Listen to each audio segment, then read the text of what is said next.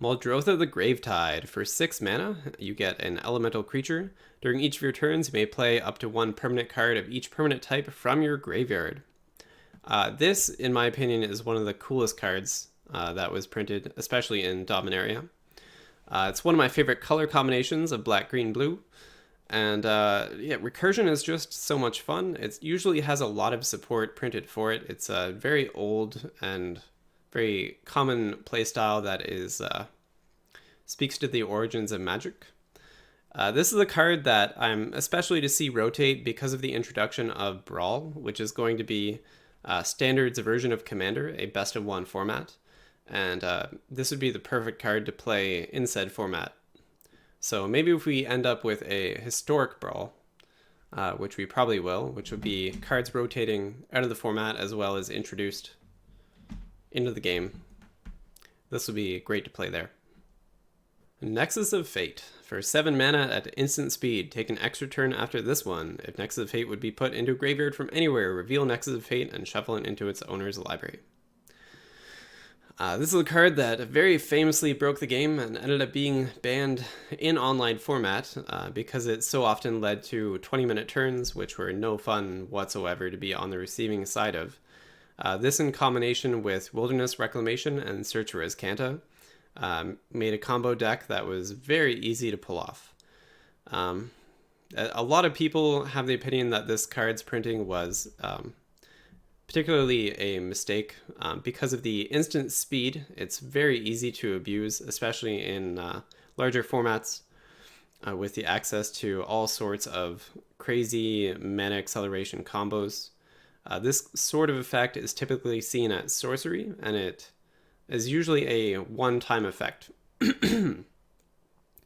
But this card by itself not only is an instant, which is asking to be abused, but it combos nearly by shuffling itself into its owner's library.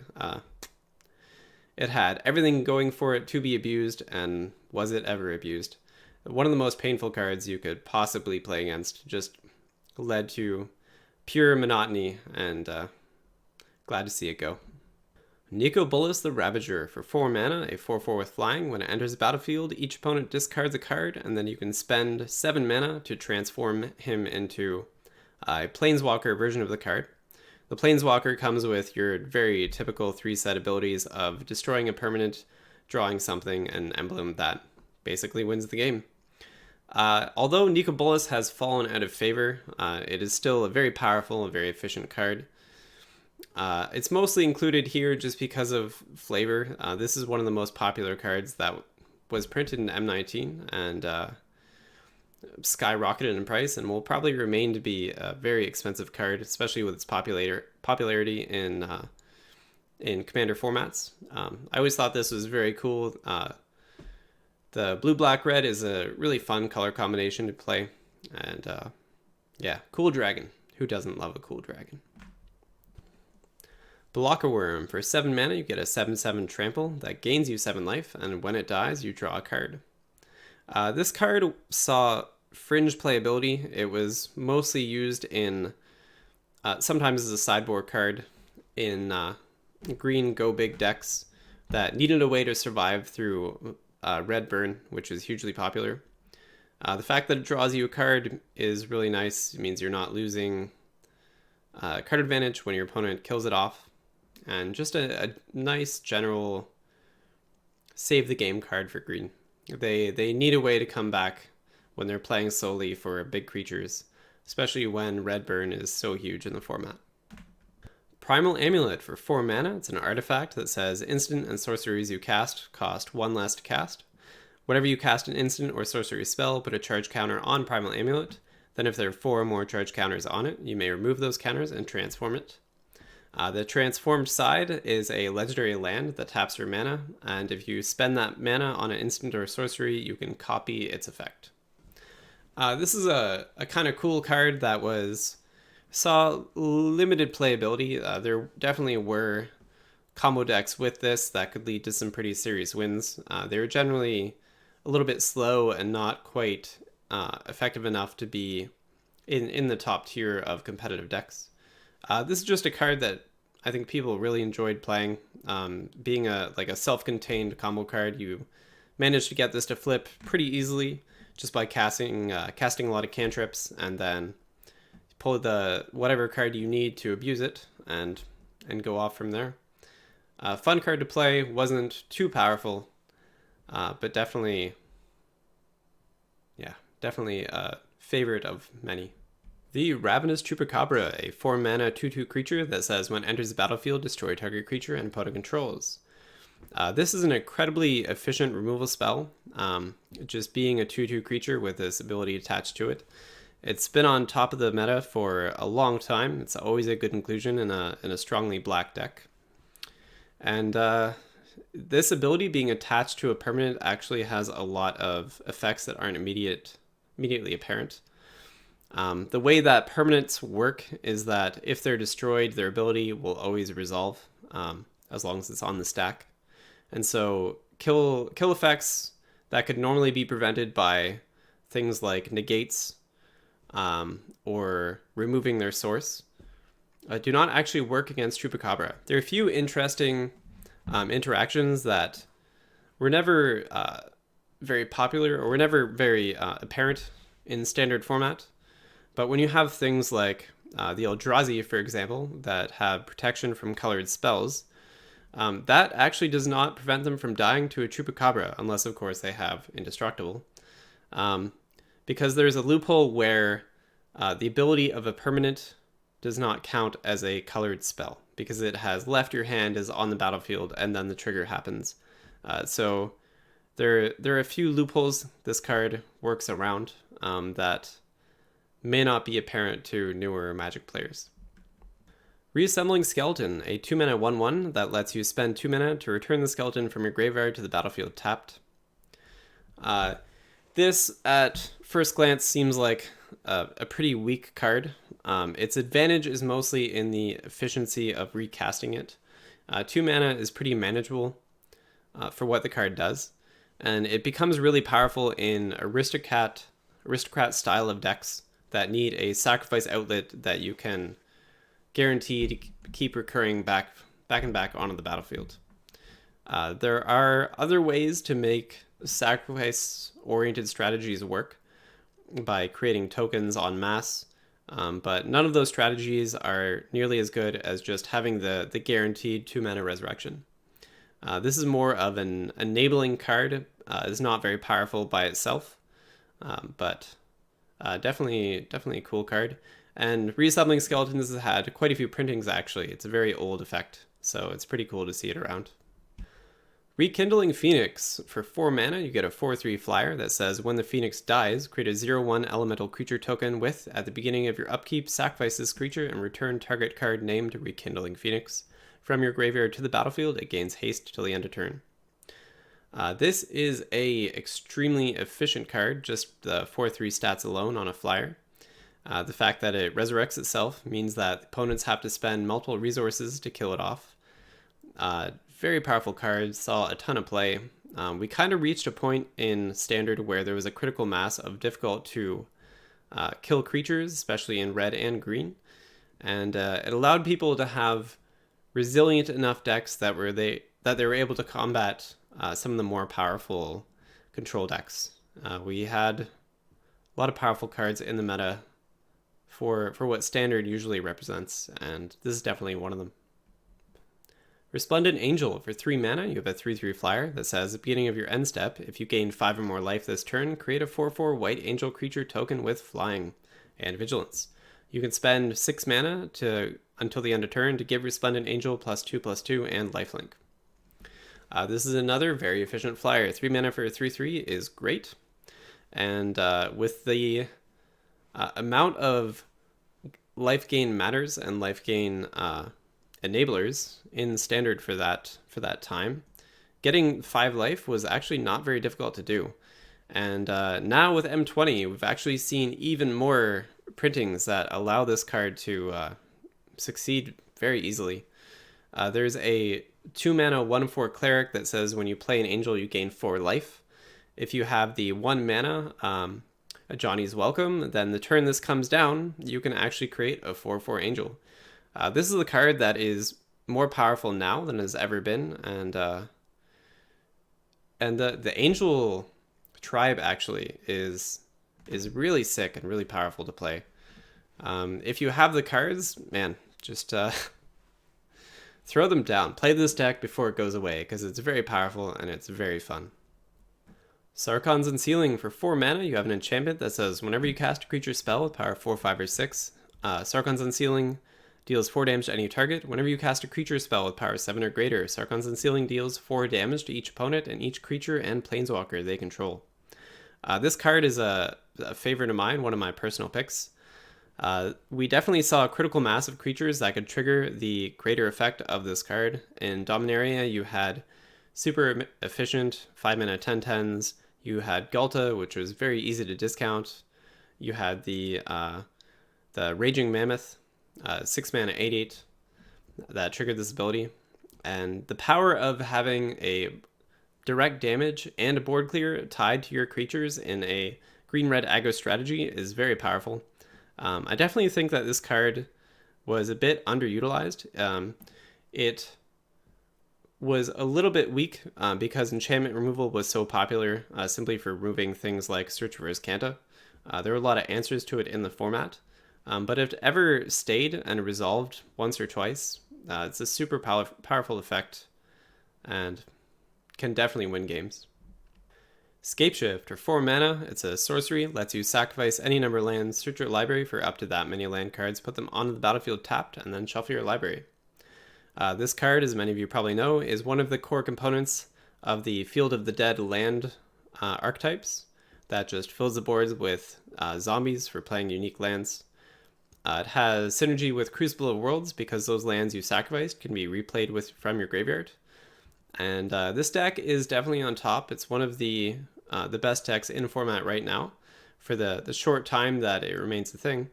And September 26th, rotate out of format, and we will have to find another way to trigger Field of the Dead. Search for Canta, the 2 mana legendary enchantment that says, beginning of your upkeep, look at the top card of your library. You may put that card into your graveyard. Then if you have 7 or more cards in your graveyard, you may transform Search for Canta. It flips to be a land that taps for a mana, or lets you spend 3 mana to search through, I believe it's the top 4 cards of your library, and add one of them to your hand. As Canta is very powerful, it's been on top of the meta a very long time. The efficiency of having a 2 mana enchantment that thins all of your draws, especially in control deck, is very powerful, with the added benefit of turning into a combo card enabler as well as a card advantage engine. Is insane. The power and efficiency of this card cannot be understated. This is what allowed control decks to just have a stupid efficiency and consistency of draws, which is exactly what those decks need. Settle the Wreckage, a 4 mana instant. It exiles all attacking creatures target player controls, and then they search their library for that many basic land cards and put them on the battlefield tapped. Settle the Wreckage is an extremely powerful board wipe. The exile effect is very nice and gets around a lot of death triggers. This is the card that people are forced to play around or else risk losing the game, especially with all of the creature-based and go-wide strategies that we've seen. It's still a card that people have to respect in the format, and one of the best board wipes you've ever seen. So, just great general use card. Siren Storm Tamer. For 1 blue, you have a 1/1 flyer. It is a Siren Pirate Wizard. You can spend 1 blue mana to sacrifice the Storm Tamer and counter target spell or ability that targets you or creature you control. This is an insanely efficient card. It's a very, very powerful ability to be attached for to a 1/1 flyer. It's aggressive, so it definitely did a lot of work in the mono blue aggro decks with built-in evasion. Having 1 blue mana to basically counterspell your opponent is pretty insane. This is a card that was very painful to play against because the moment it hit the board, you basically had an answer to whatever your opponent was doing. It forced players to use more removal and more cards than they wanted to in order to deal with threats. And the ability to counter abilities as well and not just spells from hand is sometimes even more flexible than a straight up counterspell. This card is just insane. It's creature type enabled a lot of the synergy cards like Wizard's Retort or Wizard's Lightning. Even the Pirate had a little bit of synergy. Just a nuts card that can do way too much for being a 1-mana 1/1 flyer. Steel Leaf Champion. For 3 green mana, you have a 5/4 that cannot be blocked by creatures power 2 or less. This is one of the best statted creatures that they have ever printed. It is pretty nuts. Seeing this in a format with Llanowar Elves meant that you could have a turn 2 5/4 that you couldn't even block. It's pretty insane. It definitely triggered a lot of people, and it definitely warped the format around it. This is one of the best beaters that I've ever seen, and man, it's great. It's a great green creature. Just play it. Just put it down. That's all. Just play it. Teferi, Hero of Dominaria. For 5 mana, you get a legendary Plainswalker. It's +1, draw a card. Beginning of the next end step, untap 2 lands. -3, put target permanent, non-land permanent into its owner's library, third from the top. -8, you get an emblem. Whenever you draw a card, exile target permanent an opponent controls. This is a card that triggered a lot of people. It's extremely effective in a control archetype. It kind of does everything that sort of deck wants. It has very, at first glance, it has very standard 3 type of loyalty abilities. You have the draw a card, remove a thing, and then minus emblem win the game, basically. Except for Teferi has the added advantage of it untapping lands with its plus. So not only can you play it on 5 to gain card advantage, you can leave yourself enough mana to cast a counterspell, which is gross. This was pretty disgusting to play against. It's pretty oppressive when the opponent can get this much of an advantage and still have the resources to deal with whatever you try to do in response. I think it's a card that a lot of people are looking forward to leaving the format, and it's everything a control player wanted. It's one of those very polarizing cards. It's so much fun to play, and just makes people hate the game. Tempest Gin. For 3 blue mana, you have a flyer. He's a 0/4, and he gains +1 power for each basic island you control. This is a card that was a staple in mono blue aggro decks. Just a very good stat-wise, and if he sticks around too long, he'll just swing for the win. The Oldest Reborn is a 5 mana saga. The turn it comes down, each opponent sacrifices a creature or a planeswalker. The second turn upkeep, each opponent discards a card, and the third turn upkeep, put target creature or planeswalker card from any graveyard onto the battlefield under your control. This is one of the most powerful sagas that was printed in the set. It is thematically very cool. I always very much liked how they did the layout and the artwork of these cards. The 3 effects put together are insanely efficient. This is one of the most powerful removal spells that we have in Standard, especially considering the range, the amount of reach that it has.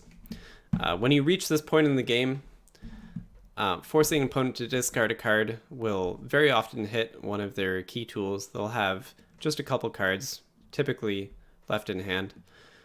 The fact that I can make opponents sacrifice planeswalkers has been super important, as planeswalkers have been very, very popular, especially since War of the Spark.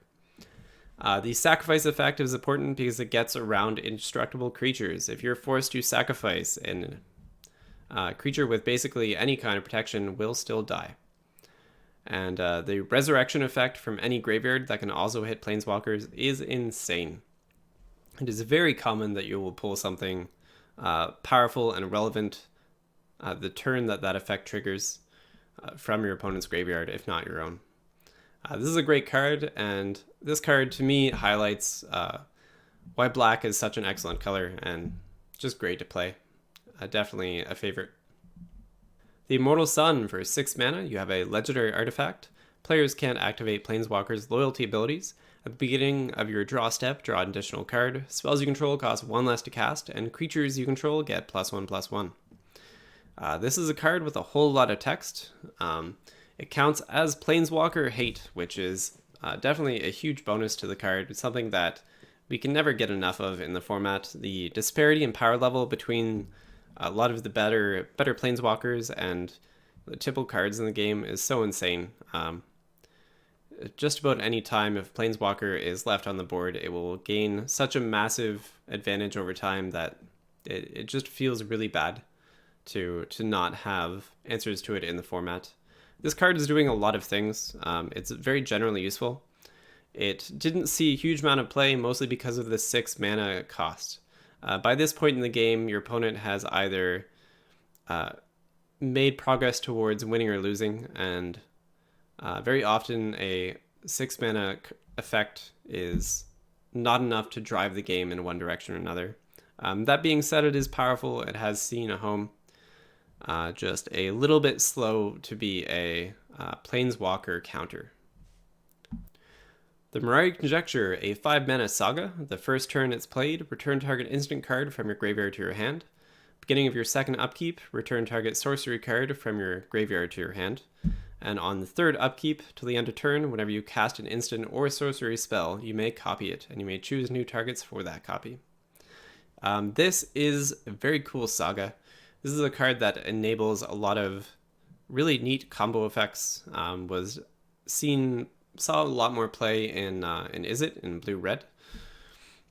It had some cool effects where you could return a spell that would also return Mirari Conjecture into play, causing not an infinite loop, but a loop of resources over time. Just kind of sweet. It's a sweet card. The artwork is great, and it's a very powerful effect, and lots of fun to play. Treasure Map, the 2 mana artifact that says spend 1 mana, tap and scry 1, put a landmark counter on Treasure Map, then there are 3 or more landmark counters on it, remove those counters and transform the map, create 3 treasure tokens. The transformed side lets you tap for a mana or sacrifice a treasure token to draw a card. This is a card that, along with Search for Canta, probably in colors that didn't have access to Search for Canta, was a nice deck thinning tool, a nice resource sink for your mana, and something that allowed combo decks and more ambitious strategies to have legs later in the game. This is definitely something that allows slower strategies to be possible and more consistent. This is kind of the more balanced version of what Search for Canta was doing. It was really cool to build decks around this card, and it definitely enabled a lot of things to be possible in the format. Twilight Profit, a 4 mana, 2/4 flying vampire with Ascend, says at the beginning of your upkeep, if you have the City's Blessing, reveal the top card of your library and put it into your hand. Each opponent loses X life, and you gain X life, where X is that card's converted mana cost. Twilight Profit is pretty great. It has a lot going for it. It's a 2/4 flyer with evasion, which is very difficult to deal with, and can just chip face if it wants to. Its effect doubles as a card draw source and an attrition mechanic that will eventually win you the game. It's a whole lot for one card to be doing. The fact that it's a vampire gives it some pretty crazy synergies.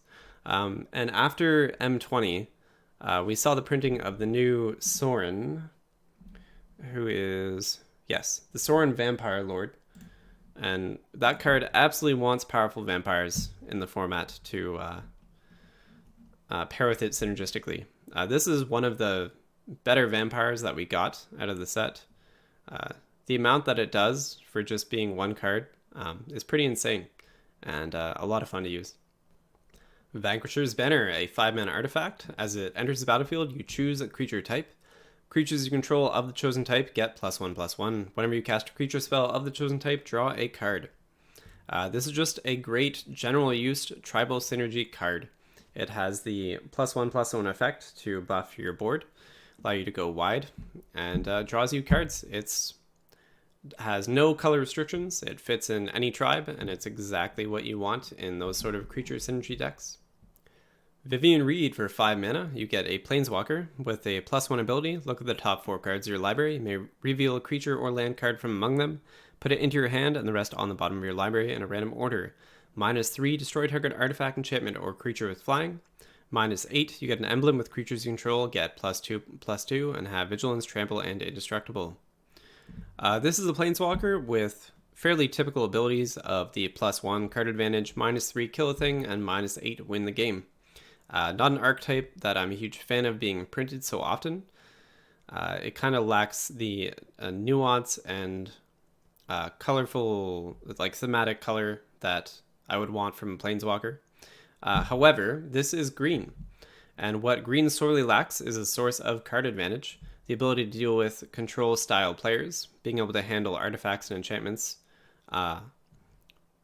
and flyers duly on a card. Instead of having a simple kill enchantment effect, this card is doing everything that green needs to have legs in the late game and compete with control strategies, which is why green is going to miss this card as it rotates. Vraska's Contempt. For 4 mana, you have an instant that says exile a target creature or planeswalker and you gain 2 life. This is the ultimate flexible removal. Was very excellent for dealing with creatures across mid-range strategies, aggro strategies, or planeswalkers for the control-heavy matchups. The +2 life meant you had a little extra survivability against red aggro and burn strategies. Instant speed is perfect because you can play reactively instead of waiting for your turn, spending mana efficiently. This is a card that had its price pretty much skyrocket in paper due to its value to the competitive format. This is the type of effect that we need more of in Magic. Just the ability to deal with planeswalkers flexibly is something the game has been sorely lacking, even with the inclusion of cards printed by War of the Spark and the recent sets. Wildgrowth Walker. For 2 mana, you have a 1/3. Whenever a creature enters...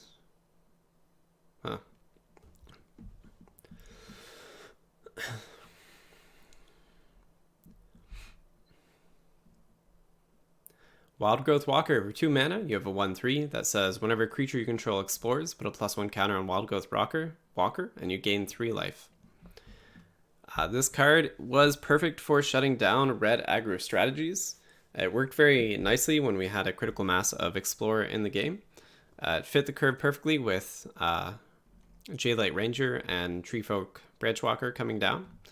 Very powerful card with the ability to grow to pretty large amounts. The life gain being tied into this card is what put it over the edge as a great anti-aggro tool. And later with War of the Spark, this has some pretty excellent synergy with Command the Dreadhorde.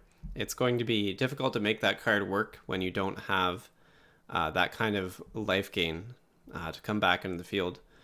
Typically, playing this style of Explore deck with Command the Dreadhorde meant that you could play it for 6 mana and gain back more life than you were spending on that card individually, which is a lot of fun and definitely promotes that green-black resurrection mechanic that is a thrill to play.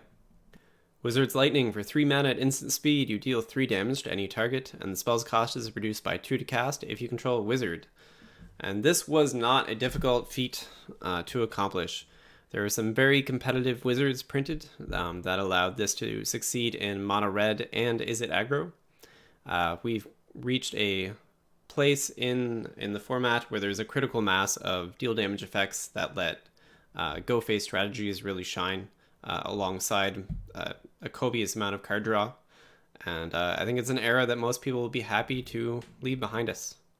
Wizard's Retort. For 3 mana, you counter target spell and it costs 1 less to cast if you control a wizard.